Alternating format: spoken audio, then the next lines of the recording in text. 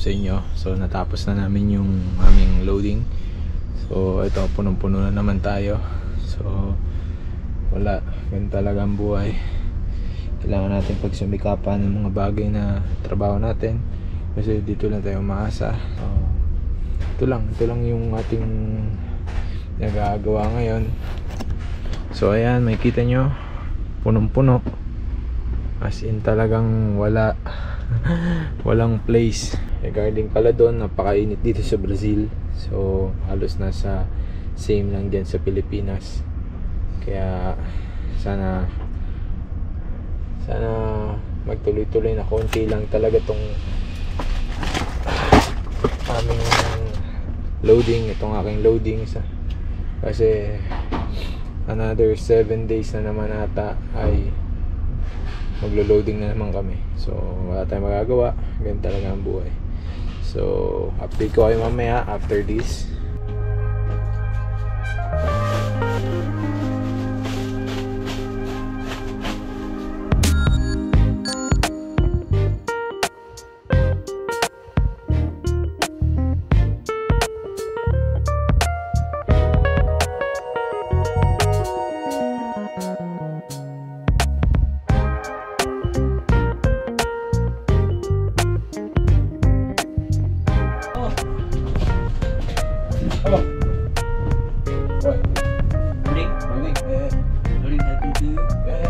You are loading now? Yes. Acceptable. It's not. So many times I am asking, man. It's not given. No giving? Not given. Okay. I have to ask for my copies taken. I think I have to tool. Okay. Today too? Only today? Oh, only today. Only today. Yeah. This. Yeah. First, you have also help for me. Huh? Here also help for me. Yeah, I have to. So yo, kumusta? Matagal-tagal ding hindi ako nakapag-upload ng aking working vlog. So dino-document ko yung aking mga pinagagawa dito sa barko. So that time is nasa loading time kami, and we make sure that the stock is enough for 7 days.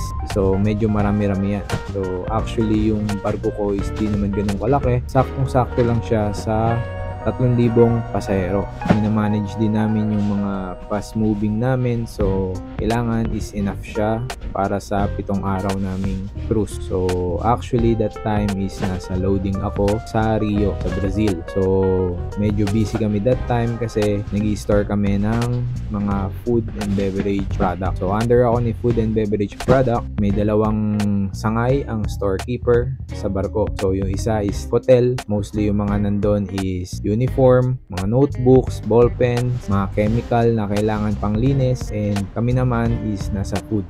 In this video, medyo boring kasi nasa loob lang ako ng barko. May kita nyo lang yung mga pinagagawa ko sa aking trabaho. So, nag-i-store kami ng mga stock namin kasi loading time.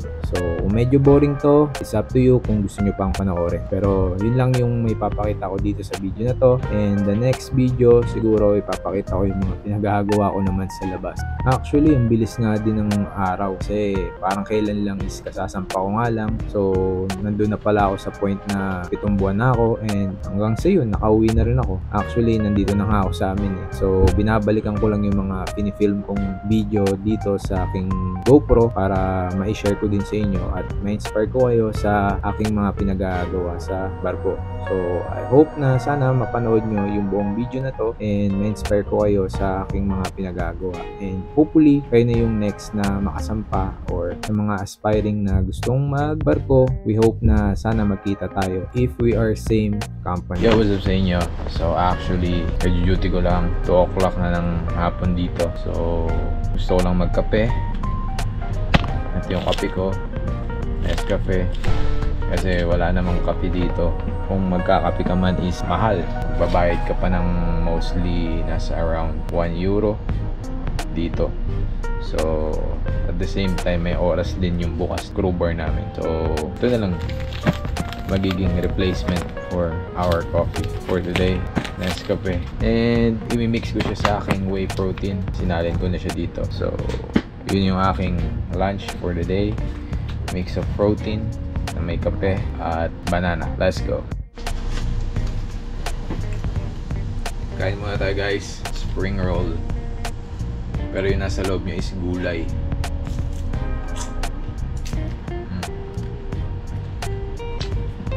Ito lang yung lunch natin. Mas masarap kasi matulog kaysa kumain. So, madidiskartehan naman natin yung pagkain once na nagising tayo. At least kompleto yung tulog natin.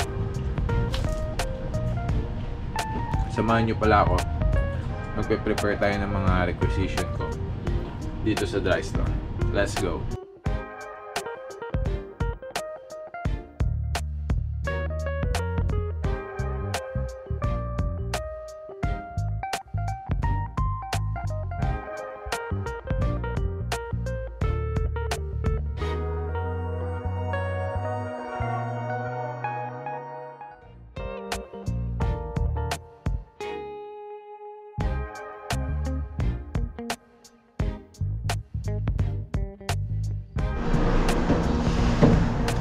Galley pantry is already done, so our next preparation is this crew mess.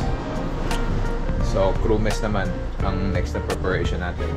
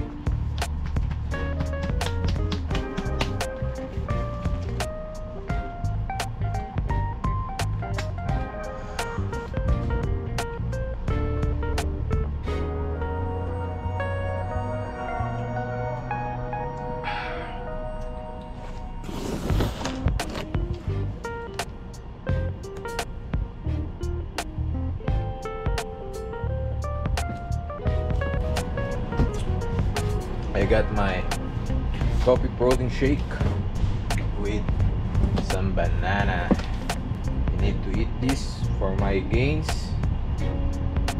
So nakita nyo naman, papakita ko sa inyo